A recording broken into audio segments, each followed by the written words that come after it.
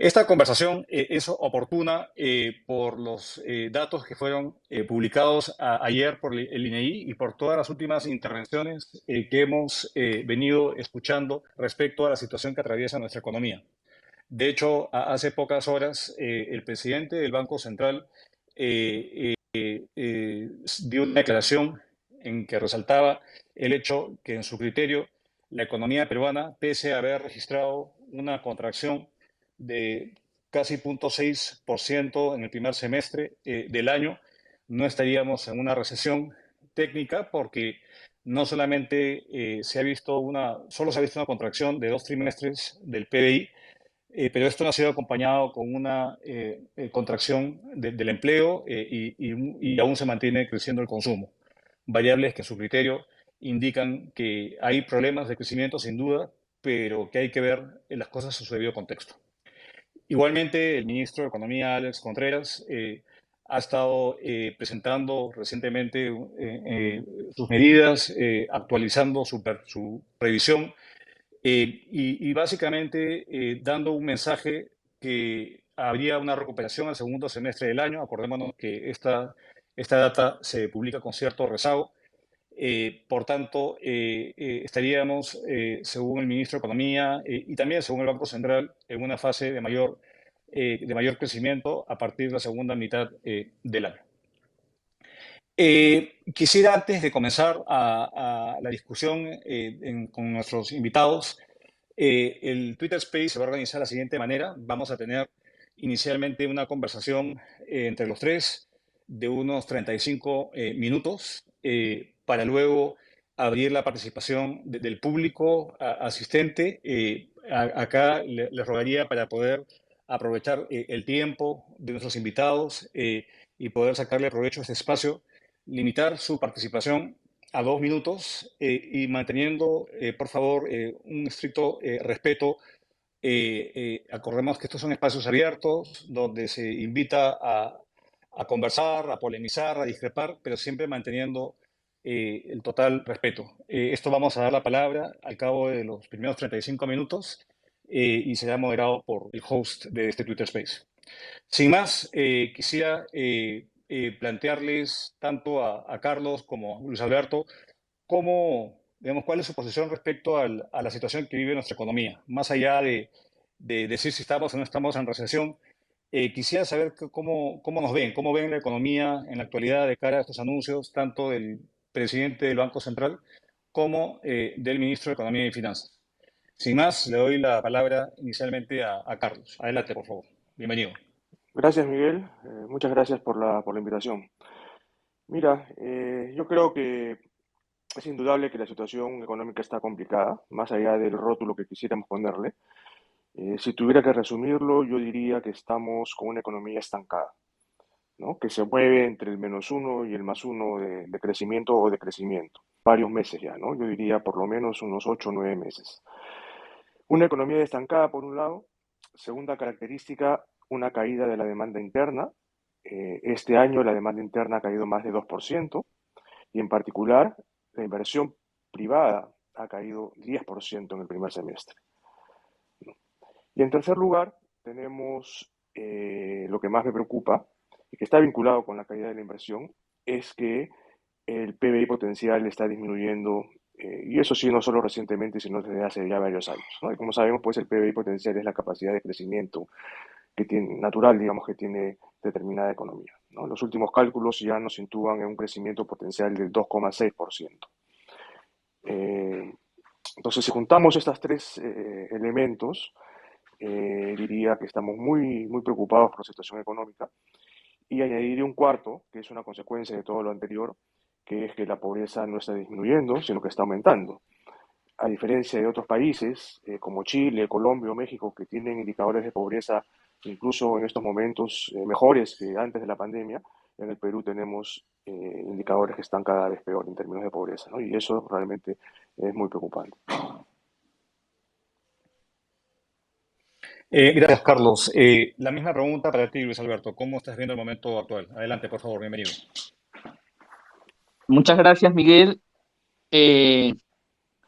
Muy agradecido por la invitación para que nos permite efectivamente conversar sobre la situación de nuestra economía y, por supuesto, y yo coincido con Carlos en que puede resultar improductivo, puede resultar hasta ocioso ponerle alguna etiqueta a la crisis que estamos viviendo, estancamiento, recesión, en fin, bajo crecimiento. Eh, eh, lo que sí es que tenemos que ser conscientes en que el PBI se ha venido desacelerando desde hace varios años y al parecer habríamos tocado fondo. Este año el crecimiento va a ser muy, muy bajo, va a ser probablemente el crecimiento más bajo de los últimos 25 años. Incluso considero que va a ser más bajo que el crecimiento que tuvimos en el año 2009 en la crisis financiera global, que fue algo más de 1%. Entonces, frente a esta situación que es crítica, ¿no? Y que está acompañado no solo de dos caídas consecutivas del PBI, sino que está acompañado de varios eh, variables en donde el comportamiento es negativo, la manufactura no primaria, la construcción, eh, la recaudación del impuesto a la renta de las personas, que es un reflejo de lo que está pasando con los ingresos formales de la economía, en fin, la inversión privada, como ha señalado Carlos. Eh, Más allá de eso, efectivamente, lo que preocupa es que ya tenemos un dato negativo del empleo, según el documento que publicó ayer el INEI, que es esta encuesta que por primera vez se realiza en más de 20 ciudades del país. Y preocupa también que obviamente el consumo se esté desacelerando como consecuencia de la disminución de los ingresos. Eh, y lo que es más preocupante es que esta caída la tenemos a puertas de un grave riesgo para la economía peruana, que es la probabilidad de que enfrentemos un fenómeno del Niño, ¿no? Lo cual indicaría que esta caída del producto podría extenderse, podría agravarse. Realmente estamos, creo yo, en una situación bastante compleja. Bien, Luis Alberto, Carlos, coincido con la visión, porque claro, y acá me lleva quizás a una repregunta. ¿Cuánto de esta situación es imputable a factores exógenos y cuánto a temas internos? Cuando uno habla, digamos, de factores externos y escuchando al ministro de Economía, uno ve que le achaca responsabilidad, obviamente, a la convulsión política que tuvo, digamos, trastocó el inicio del año, luego el ciclón, luego el niño costero. Pero hasta qué punto, y cuando se habla de lo interno, se habla de algo medio etéreo que es la confianza, ¿no? La falta de confianza, pese a que hemos tenido, creo yo, un mes bastante proactivo en medidas y en anuncios y mucha comunicación al mercado, ¿no?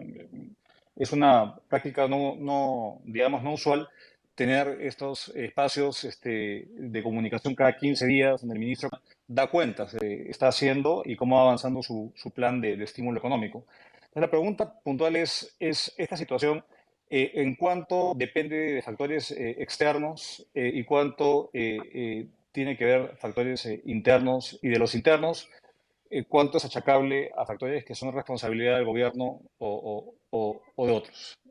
Carlos, adelante, por favor. Sí, yo creo que son principalmente factores internos, pero hay de los dos en realidad, ¿no? Definitivamente el fenómeno del niño es un factor externo que no es controlable. Por más que se pueda hacer prevención, digamos, dependiendo de la fuerza, pues, y lo hemos visto en otros países, digamos, más desarrollados, que igual un fenómeno climático puede ser devastador, ¿no? Entonces ahí hay un tema, digamos, por fuera. Pero sacando eso, el resto de factores yo creo que son internos, ¿no? Muchas veces se habla de la convulsión social, política, y se asume que eso es externo, eso es totalmente interno, ¿no? Eso tiene que ver con el manejo, digamos, de la problemática social en el país, ¿no? Entonces, yo diría, si tuviera que dar una cifra, que 80-90% son factores internos y el resto puede ser externo, ¿no? Entonces, eso, digamos, nos da pie a decir que la solución también pasa por factores internos, ¿no? Por medidas que se puedan tomar, por posiciones que se deberían tomar, etcétera, que harían que efectivamente aumente la confianza en el país y con ello se trae la inversión, ¿no? Esta caída que les acabo de mencionar del 10% de la inversión privada durante el primer semestre, pues es brutal, ¿no? No, totalmente de acuerdo. Luis Alberto, abonando a lo que decías, cuando vimos el último fenómeno del niño, el niño costero del 17, de hecho el mismo ministro de Economía, el actual ministro de Economía, cuando estaba en el Banco Central, estudió el impacto económico que tienen estos fenómenos naturales. El de los 80s, los 90s, el más reciente. Él y otros autores muestran que las pérdidas económicas imputables al niño de aquel entonces, al costero, que fue, no fue uno global, fue uno intenso, pero no de los más intensos, le quitó 1,5 puntos porcentuales al crecimiento económico del país.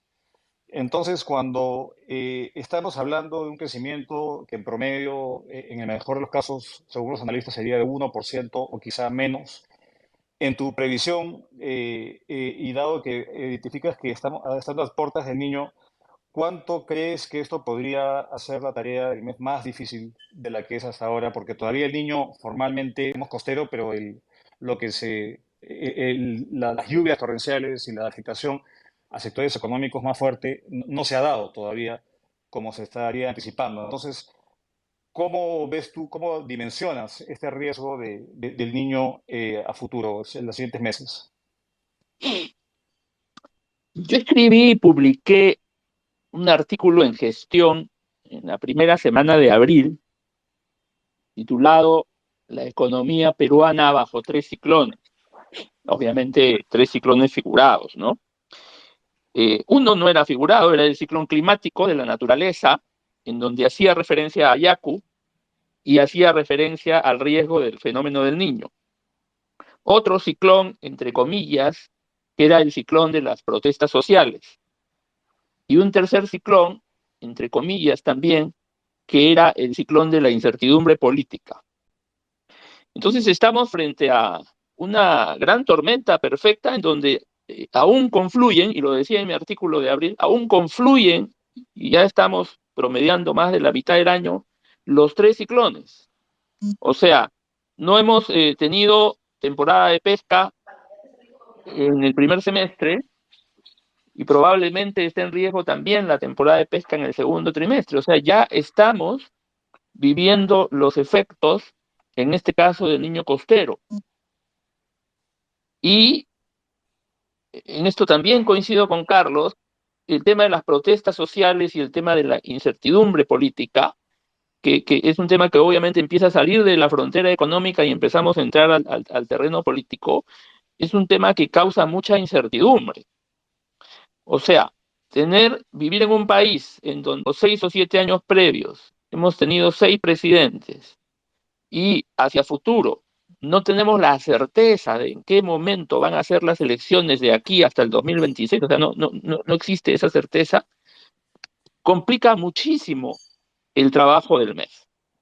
O sea, es una complejidad enorme. El MEF está haciendo su trabajo, está haciendo bien su trabajo. Nos ha lanzado un programa Punche Perú, pero como el propio ministro ha señalado, el impacto de Punche Perú, o sea, los efectos de Punche Perú en el presupuesto es un chocolateo. Me ha dado mucha risa el término que es preciso que usa el ministro. Él está chocolateando el presupuesto, es decir, Punche no significa una política fiscal expansiva, porque tiene el ministro la restricción de la caída de los ingresos, y esta caída de ingresos es más grave que la caída que tuvimos en la pandemia y más grave que la caída de ingresos que tuvimos en la crisis financiera global. O sea, el margen de maniobra que tiene el ministro para enfrentar esta crisis es bien pequeño, y eso hace la crisis más compleja. Ahora, esto me hace pensar, vamos a entrar en un rato a hablar de las medidas que está llevando a cabo el Ministerio de Economía y el Banco Central con mayor detalle, pero cuando estamos, claro, eso, tu comentario final hace suponer que se va a cumplir con la restricción que imponen las reglas fiscales, de un déficit no mayor a 2,4% este año. ¿Tú coincides con esta visión de Luis Alberto, que es una reasignación de partidas, que es un chocolateo y como tal no hay impulso fiscal, dado que la restricción es por la caída de ingresos y que eso es lo que está mandando? ¿Crees que eso está internalizado en la política fiscal y la política económica que lleva adelante el MEF? Sí, de alguna manera coincido con Luis Alberto. Eh, la misma presidente ha dicho que van a respetar la regla fiscal, el ministro lo ha repetido varias veces, entonces no tendríamos, digamos, por qué pensar que no lo van a hacer, ¿no? En ese sentido, las cifras como las vemos ahora están encaminadas como a llegar a ese déficit 0,4%, que es el límite de la regla fiscal, de una de las cuatro reglas fiscales, ¿no? Entonces, por ese lado, digamos, al parecer se cumpliría.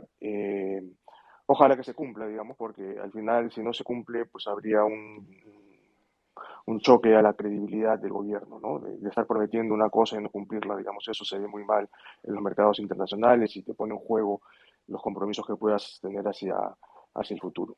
Ahora, lo del impulso fiscal es relativo, porque cuando tú chocolateas, lo que haces es utilizar plata que no vas a gastar y que ya estaba prevista que no ibas a gastar y efectivamente la gastas, ¿no? Definitivamente hay un impulso fiscal, pero es marginal, digamos. No es como si fuera un complementario de plata nueva, usar la plata del FEF o de la reserva de liquidez para inyectar a la economía. No, no es eso. Es, como se dice, este chocolateo. Pero al final, si tiene éxito el chocolateo, en vez de gastar, por decir algo, el 70% del presupuesto, vas a gastar el 75% o el 80%. Entonces, por ese lado, marginalmente sí habría un pequeño impulso fiscal, ¿no? Bien, recuerdo a los que se están sumando a este Twitter Space, en unos 20 minutos vamos a abrir a los comentarios, preguntas de los participantes. Estamos con Carlos Oliva y Luis Alberto Arias, y mi nombre es Luis Miguel Castilla. Ahora, yendo un poco al lado de la política monetaria, yo ayer estuve en una reunión escuchando a Adrián Armas, gerente de estudios del Banco Central, donde, sumado lo que él dijo ayer de que la tasa de interés real que se ha venido incrementando en los últimos meses, pero que es una de las tasas más bajas de la región, digamos, ha habido una corrección de la política monetaria justamente para lidiar con la expectativa de inflación futura. Parte de la discusión ayer en el Congreso, especialmente de algunos empresarios, unos gremios empresariales, era si ya es tiempo que el Banco Central comience a bajar la tasa. Por lo que entiendo del comunicado aprobado por el directorio recientemente, ya habría cesado los incrementos, y escuchando al presidente del Banco Central hoy, probablemente hacia futuro comenzarán a reducirlo gradualmente en función de la información macroeconómica que el directorio evalúe. Luis Alberto, ¿tú crees que hay un...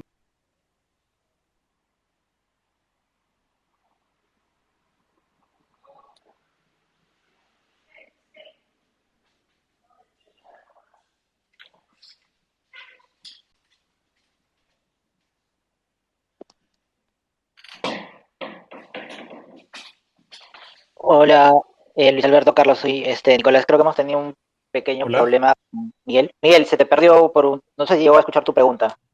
Sí, no sé si me escuchas, hubo un problema. Sí, ¿me estás escuchando, Luis Alberto? Sí, Ahora ahora sí sí. te escucho, pero no Ya. escucho la pregunta. Ya, perdón. La pregunta es muy simple. Vamos a la política monetaria. ¿Tú crees de que el Banco Central ha señalizado que probablemente ya no haya más aumentos a la tasa de interés y que a futuro pueda que comience a reducirla, pero en función de cómo valore el desempeño de las variables macroeconómicas? Eh, y esto venía a colación de una discusión en la cual participé ayer en el Congreso de la República, donde ciertos gremios empresariales sugerían a Adrián Armas, gerente de estudios del Banco Central, comenzar a acelerar una reducción de la tasa de interés de referencia. ¿Cuál es tu posición respecto a ello? ¿Cómo no, Miguel? Bueno, yo en primer lugar soy profundamente respetuoso de la autonomía del Banco Central y creo plenamente en las decisiones de su directorio. Sé que los problemas de caída del PBI son una coyuntura complicada, porque obviamente todo el mundo empieza a mirar al BCR, o sea, como en el campo fiscal la cosa está complicada, todo el mundo empieza a mirar al BCR y a pedirle, no solo en el Perú, también está pasando esto en otros países, a pedirle que actúe y que reduzca la tasa de interés cuanto antes. Pero yo, que también he estado como director del banco, sé que esa decisión se toma conforme vaya llegando información. Si esto no es algo que se pueda anticipar, ¿no? Y el Banco Central tiene muchísima información y tiene información muy fresca. Por ejemplo, el Banco Central tiene información de cómo va la inflación semanalmente, ¿no? Entonces, ciertamente el comunicado, digamos, ahora es un poco más laxo, se ha retirado la palabra de que esto no implicaba incrementos futuros, es decir, se ha pasado a un escenario en donde a partir de este momento la tasa o se va a mantener o se va a bajar. Eh, y eso no significa que en el próximo mes automáticamente vaya a bajar. La inflación está disminuyendo, pero está disminuyendo algo lentamente.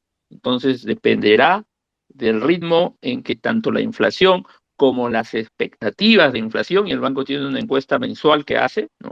Se reduzcan, ¿no?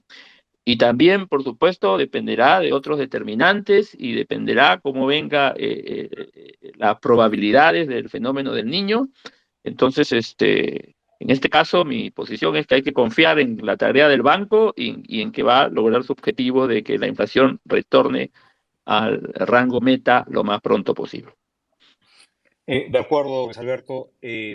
Carlos, no te voy a hacer la misma pregunta, aunque sé que tienes quizás algún tipo de restricción al ser tú miembro del directorio del Banco Central.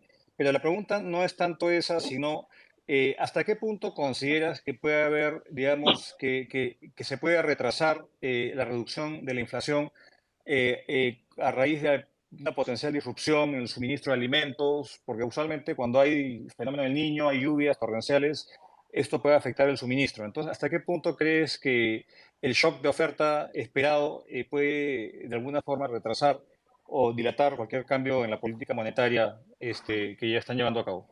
Sí, bueno, primero señalar que coincido totalmente con lo que menciona Luis Alberto, ¿no? Esa es la manera como se toman las decisiones en el banco. Hemos coincidido incluso en algún momento con él ahí en el directorio y yo creo que eh, los dados hablan por sí mismos, ¿no? Y nosotros hemos tenido la inflación más baja del siglo en América Latina, básicamente, ¿no? Entonces, el éxito de la política del Banco Central yo creo que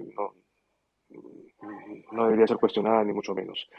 Y ahora me parece también que se está haciendo lo correcto, ¿no? Con base en la información que se va recibiendo, se va tomando la decisión, ¿no? Entonces, en este momento, cuando todavía faltan, ¿cuánto? 3 semanas para tomar la próxima decisión, pues es muy difícil saber cuál va a ser, ¿no? Definitivamente, si uno piensa en el mediano o largo plazo, efectivamente la tasa va a bajar, ¿no? Porque está por encima del neutro. Ahora, si va a bajar ahora, mañana o pasado mañana, pues eso ya es otra pregunta y eso es muy difícil de prever. Habiendo dicho eso, efectivamente, cuando hay choques de oferta, es, digamos, de las posiciones más difíciles para un banco central, ¿no? Porque el manejo que tiene de la tasa de interés va generalmente por el lado de controlar tanto la demanda como las expectativas de la demanda. Entonces, cuando viene un choque de oferta, pues de alguna manera eh, te eleva el desafío, por decirlo de alguna forma, ¿no? Entonces, vamos a ver qué sucede con lo del fenómeno del niño, pero ya estamos viviendo, digamos, de alguna manera parte de esos choques de oferta, ¿no? Lo que ha pasado hace algunos meses con la papa, lo que está pasando ahora con la cebolla, con el limón, eh, son en alguna medida, el arroz sobre todo, ¿no? Que se perdió parte de la cosecha, ¿no? Son en una medida efectos del fenómeno del niño y también efectos de una pésima política durante el gobierno de Castillo con el tema de la urea, ¿no? Entonces, estos choques de oferta, pues los estoy viendo, felizmente están siendo de alguna manera también controlados. Se espera que la inflación siga bajando durante este mes y vamos a ver qué sucede a fin de mes para tomar pues la mejor decisión, siempre tomando en cuenta que la única responsabilidad y más importante del Banco Central es controlar la inflación, ¿no? La inflación es el peor impuesto que puede haber para la gente, sobre todo para la gente pobre, ¿no? Y controlarla, pues es el parte que puede hacer un banco central.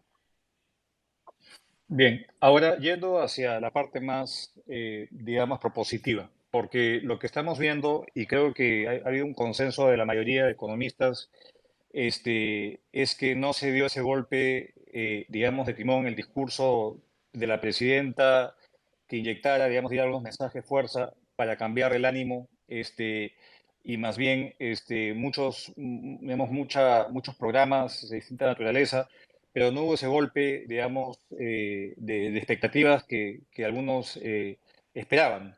Eh, para ustedes, Luis Alberto, ¿qué cosa te hizo falta escuchar en ese discurso o qué crees que le hace falta a la actividad, digamos, que dependa del MEF? Porque muchas cosas no dependen del Ministerio de Economía. Después pasamos a hablar un poco de eso, pero dentro de las facultades que tiene el Ministerio de Economía, que no son pocas, ¿qué cosa crees que haría falta o crees que está haciendo lo correcto y más no puede hacer? Como he señalado, la situación es compleja porque tanto la política fiscal como la política monetaria enfrentan restricciones en el corto plazo. Y quizás la política fiscal enfrente restricciones no solo en el corto, sino en un plazo mayor.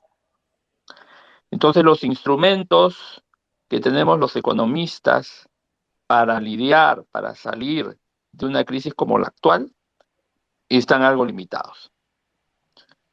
Entonces, pasamos al tema de que para salir de esta crisis, para reactivar de manera sostenida, porque no nos podemos quedar en el numerito de qué va a pasar en julio, qué va a pasar en agosto, ¿no? O sea, nosotros necesitamos reactivar, en primer lugar, de manera sostenida, y en segundo lugar, recuperar tasas de crecimiento del 3, 4, por lo menos, 3 o 4% al año, mínimamente, ¿no?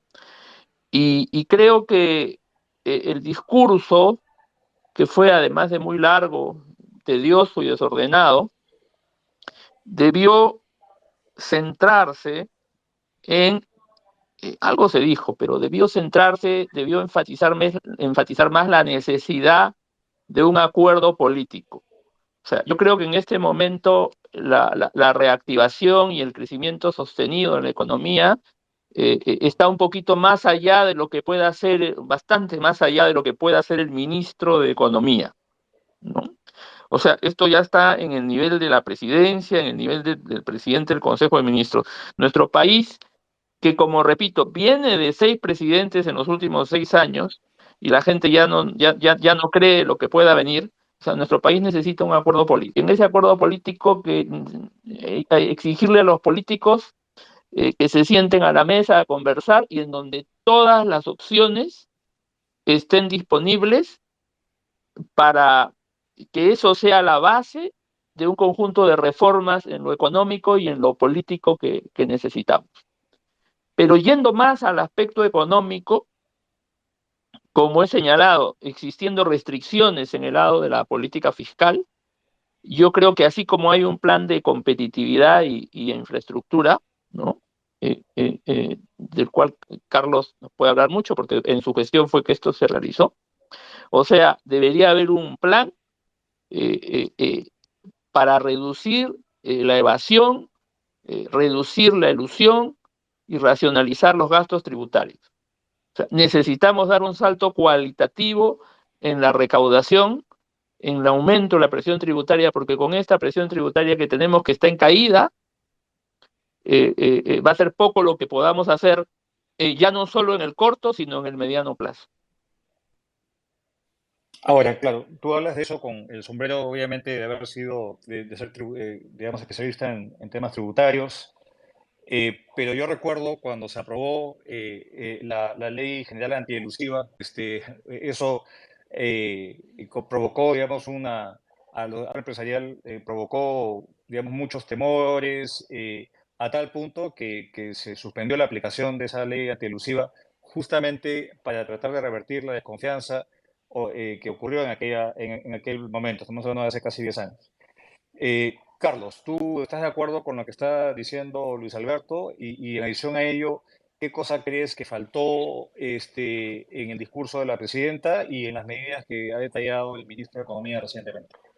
Sí, a ver, en la parte tributaria, esa norma antielusiva que mencionabas ya está en vigencia desde el año 2019, 18, 19, justamente cuando yo fui ministro, ¿no? Que cumplimos con lo que se había quedado y se puso en vigencia, lo cual naturalmente, como tú mencionas, pues generó un montón de críticas del sector privado, hay periodicazos todas las semanas en contra de la norma, ¿no? Y el mundo no se ha acabado después de la norma, como podemos ver ahora, ¿no? Los problemas siguen ahí y no ha habido ningún, hasta donde yo entiendo, no ha habido ningún abuso ni nada por el estilo de parte de la SUNAT. Entonces, yo creo que tenemos que convivir con una norma que además está vigente en los países de la OECD, ¿no? A mí, curiosamente, eh, mucha gente pues que quiere pertenecer al grupo de la OECD, cuando yo les decía que esta era una norma de la OECD, decía, ah, no, pues, pero eso no, ahí sí somos un país distinto, somos el Perú, no sé qué, no sé cuánto, ¿no? Entonces, sí, definitivamente hay un doble discurso, ¿no? Para unas cosas me gusta la OECD y para otras no me gusta. Entonces, yo creo que hay que ser un poquito más sinceros con el pensamiento muchas veces y si queremos ser parte de la OECD, pues fijémonos y sujetémonos a todas las reglas que dicen y una de las cuales es la norma inclusiva. Ahora, con respecto a lo de la presidenta, yo he mencionado dos temas por lo menos que yo creo que son importantes que se hubieran dicho, ¿no? Uno es el proceso a esa famosa Agenda 19 que se hizo también al inicio del gobierno de Castillo y que muchas de las normas, decretos supremos, siguen vigentes, ¿no? Y como todos sabemos, pues un decreto supremo se puede derogar en 2 minutos, digamos, no tienes que ir al Congreso ni nada por el estilo, ¿no? Y no lo han hecho, ¿no? Tenemos el decreto de la sindicalización, el decreto supremo de la tercerización, que yo creo que son nocivos, que han sido muy mal vistos por el sector privado, por los empresarios, por empresarios de todo tamaño, ¿no? Y que sería relativamente fácil, digamos, para el gobierno derogarlos. Si no lo ha hecho, como reitero, supongo que hay algún juego político, algún cálculo que están haciendo, no quieren pelearse con alguien, qué sé yo, pero en todo caso hay una muestra, digamos, de que en los hechos estoy promoviendo la inversión privada, ¿no? Y eso no lo han hecho, hubiera sido ideal que lo hagan. Al revés, ¿no? Mencionó el tema de la remuneración mínima encima de una manera medio gaseosa, no se sabe bien qué quiso decir, no se sabe bien por qué lo mencionó, y eso, digamos, también generó su propio ruido, ¿no? Entonces ahí hay un grupo de medidas que se podrían tomar. No dependen directamente del Ministerio de Economía, naturalmente, pero yo creo que el Ministerio de Economía puede hacer valer su voz al respecto dentro del gabinete y pedir la derogación o en todo caso el cambio, la adecuación de estas normas que yo creo que son dañinas para la flexibilidad laboral. Y en segundo lugar, otra que he mencionado también tiene que ver con un acuerdo económico, ¿no? Concuerdo con Luis Alberto cuando dice que tiene que haber un acuerdo político, básicamente con el Congreso. Ese acuerdo político debería tener, yo creo que dos temas básicos. Uno es un pacto de no agresión que se debería haber traducido en que el Poder Legislativo deja de aprobar leyes por insistencia, sobre todo leyes que tienen un fuerte tono económico, ¿no? Que antes no se veía y ahora el 30% de las leyes se aprueban por insistencia, ¿no? Lo cual demuestra pues un desbalance de poderes, ¿no? Entonces, ese pacto de no agresión debería estar sobre la mesa. Algo mencionó la presidenta, pero yo creo que ahí tiene que ser mucho más incisivo.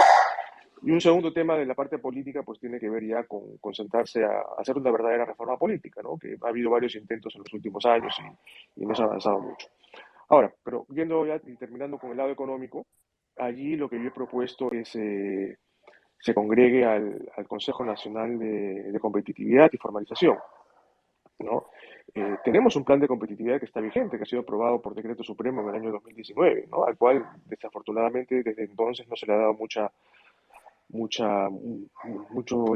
apoyo, ¿no? Muchos motivos cuando vino la pandemia, etcétera, pero es un plan que yo creo que muchas de las cosas que se podrían hacer están allí, ¿no? Ese plan tiene, por ejemplo, la ventanilla única digital, que es algo que ya mucha gente la está mencionando ahora. Allí está, si ustedes miran el hito número 56, allí está la ventanilla única digital, de lo cual no se ha avanzado prácticamente nada, ¿no? Estamos hablando de hace 4 años, ¿no?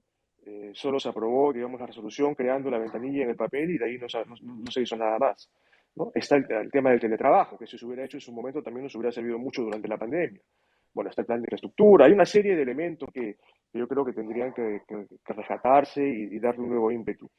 Y sobre todo porque este consejo es un espacio abierto de comunicación con el sector privado, con la academia y con los sindicatos, ¿no? Yo creo que llamar, más allá del acuerdo nacional, llamar al Consejo Nacional de Competitividad, formar los grupos de trabajo y delinear una visión de país es lo que realmente se necesita ahora, ¿no? Y sacar una serie de medidas en la medida en que estén listas y cada 6 meses actualizarlo y seguir, darle vida a este mecanismo que yo creo que es muy, muy importante y que lamentablemente, como digo, ha sido dejado de lado. Bien, antes la última, tanto les por favor que vayan pidiendo la mano virtual, quienes quieren hacer uso de la palabra. Un sector que ha sido mencionado, que está parando la olla, como se dice últimamente, es el sector de la minería. Y si uno hace un contrafactual, si no hubiésemos tenido el proyecto Quellaveco entrando en producción este año, creo que el crecimiento, digamos, tendríamos un problema mucho mayor. Yo escuchaba al presidente de la Sociedad Nacional de Minería, Humberto Govitz, ayer, donde él planteaba una estructura donde la aprobación de los permisos ambientales y de otro tipo de permisología pase debajo del SENACE, bajo una ventanilla única, que el SENACE absorba el ANA, absorba otras funciones de otros ministerios. Más allá de esta iniciativa, ¿ustedes qué importancia le dan al sector minero para la recuperación de la confianza y para tener, digamos, un impulso adicional a la actividad económica y eventualmente la razón de impuestos cuando estos proyectos se vayan a dar? Luis Alberto, adelante. Por favor. Bueno, yo creo que todos los peruanos tenemos que ponernos de acuerdo en que la minería es un sector fundamental. Y lo estamos viendo ahora. Si no fuera, como bien has dicho, por Quellaveco, la caída sería bastante más grave. Y ojalá tuviéramos varios Quellavecos, como ocurrió, por ejemplo, en la década pasada, en que tuvimos varios proyectos importantes.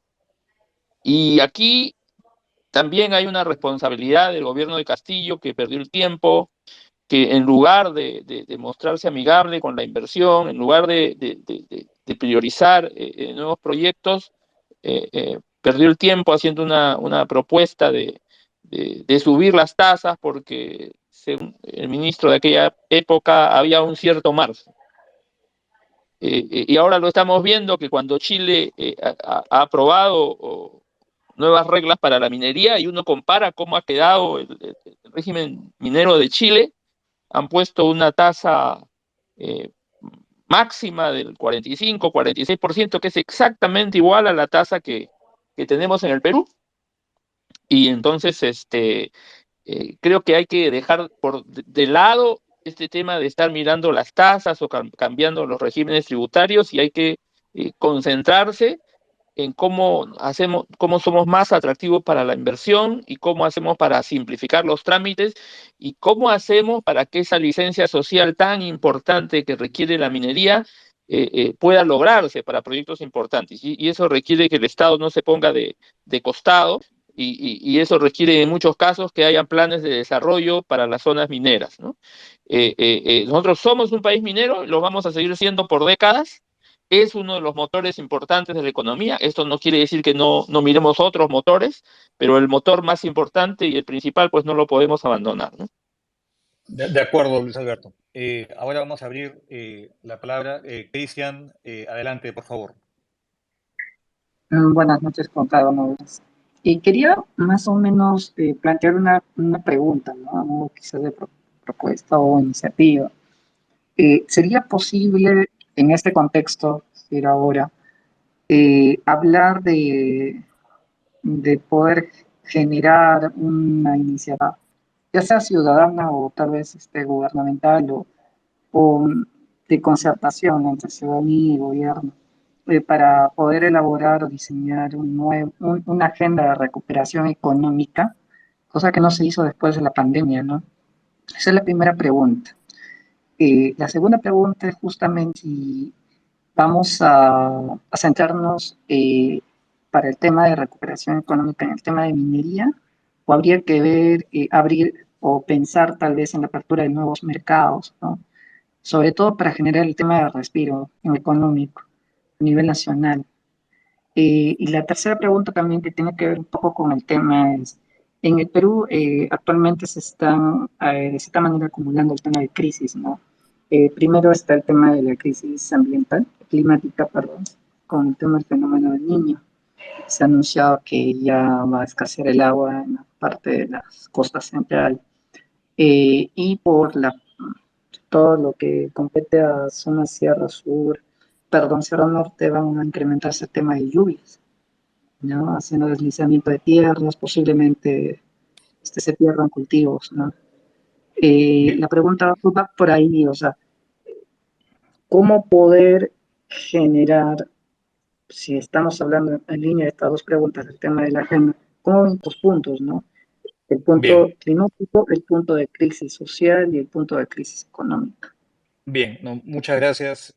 A ver, Carlos, Sí, adelante, por favor. sí, gracias, Cristian. Como mencionaba, yo creo que ese tipo de pactos, por llamarlo de manera, son no solo posibles, sino que son necesarios, y que en el lado económico ya existe la institucionalidad del Consejo Nacional de Competitividad y Formalización. Entonces, debería utilizarse eso que ya existe para poder llegar a acuerdos, como digo, entre distintos actores, ¿no? Reitero, ahí está el sector privado, están los grandes gremios, hay 11 ministerios en ese consejo, hay un representante de los sindicatos, hay un representante de la academia, ¿no? Entonces, yo creo que es el espacio preciso para poder retomar muchas de estas iniciativas que que deberían ser parte de lo que tendríamos que estar discutiendo ahora, ¿no? Y yo creo que la discusión económica por ahora está siendo muy sesgada si hay o no hay recesión, cuando deberíamos estar hablando de cuáles son las medidas importantes, ¿no? Y ahí, como reitero, en el plan vigente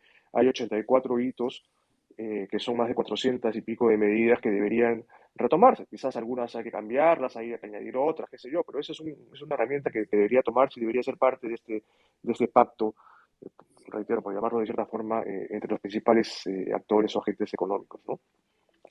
Sí, Gracias, Carlos. Vamos a darle la palabra a Richard. Adelante, por favor. Tienes que habilitar tu micro, Richard. Estás en mute.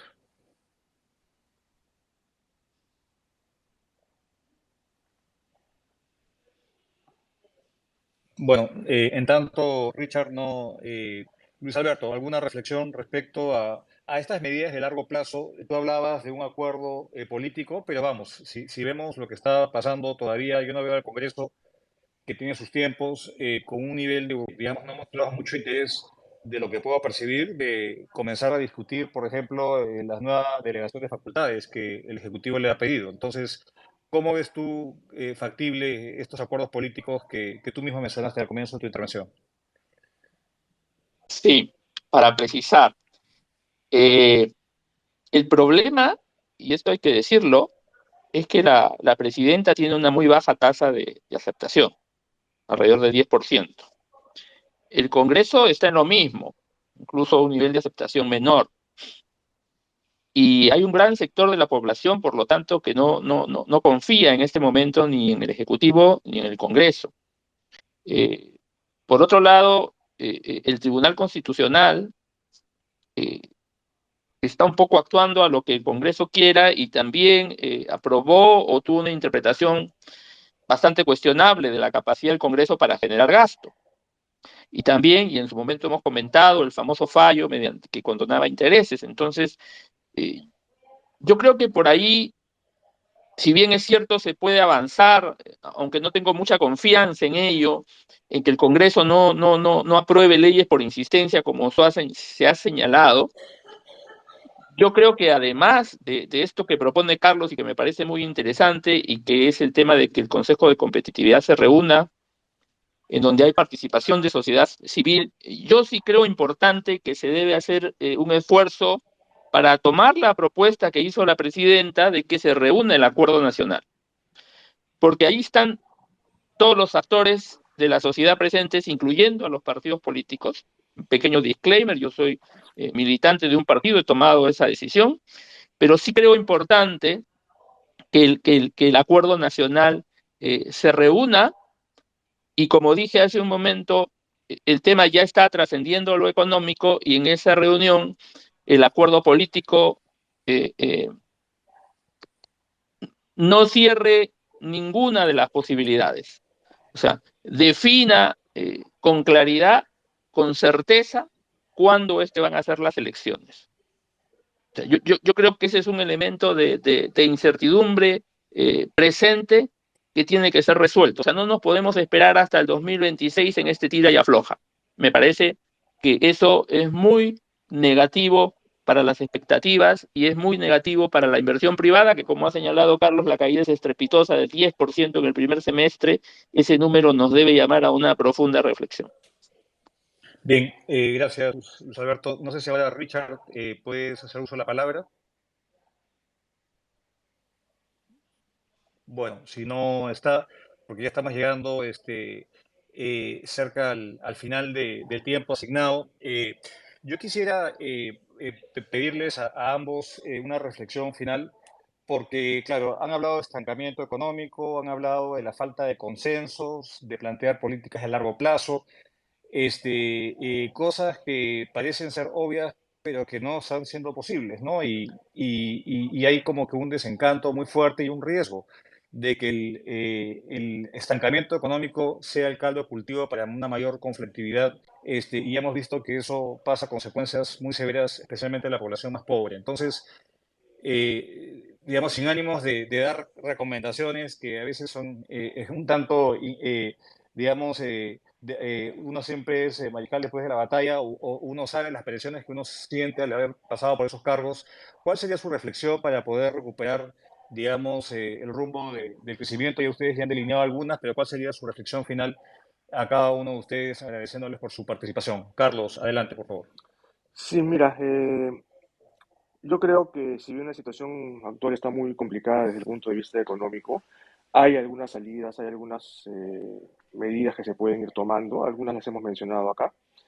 Yo diría que el MEF tiene que seguir, digamos, con la política que está implementando, ¿no? Yo tengo una muy buena impresión del ministro, hemos trabajado juntos, incluso hace 4 años, pero sí creo que debería tener más influencia sobre otros miembros del gabinete también, ¿no? Si bien, pues, teóricamente uno dice que cada ministro debe preocuparse de su sector, el sector de economía al final es todo, digamos, ¿no? Todos los ministerios tienen que ver con el sector de economía. Y allí sí tener cierta ascendencia sobre algunos temas que pertenecen a otras carteras, que podemos estar hablando del sector ambiental, del sector trabajo, de comercio o de producción. Sí, yo creo que se necesita tener un poquito más de ascendencia y dar la impresión de que todo el gabinete está yendo en la misma dirección. Por eso, reitero esta propuesta del Consejo Nacional de Competitividad, donde hay 11 ministerios, muchos de los cuales acabo de mencionar, me parece el vehículo apropiado para eso, ¿no?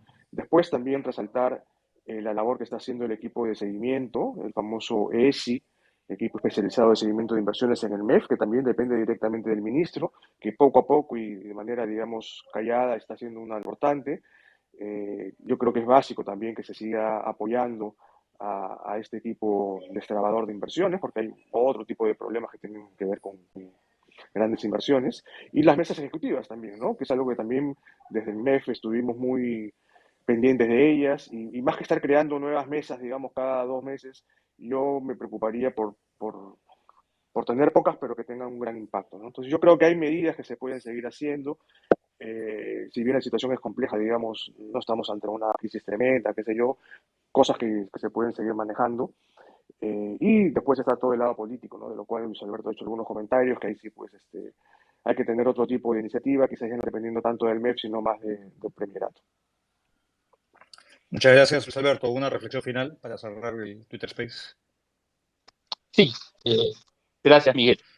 Yo quiero cerrar con una frase muy, muy breve, recordando a un economista y político italiano, Mario Draghi, y modificando un poco su frase. Yo creo que tenemos que estar dispuestos a hacer todo lo que sea posible para reducir la incertidumbre de la economía y para alentar la inversión privada.